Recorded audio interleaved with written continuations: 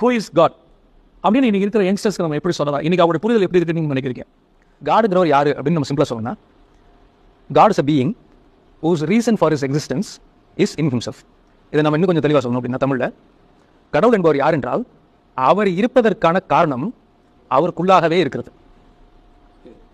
இதை இன்னும் கொஞ்சம் பைஃபர்கேட் பண்ணி நான் சொல்கிறேன். நீங்கள் வாட்ச் கட்டியிருக்கீங்க, நீங்கள் இந்த வாட்ச் எங்கேருந்து வந்தது? இது இங்கே இருக்கிறதுக்கான காரணம் என்ன?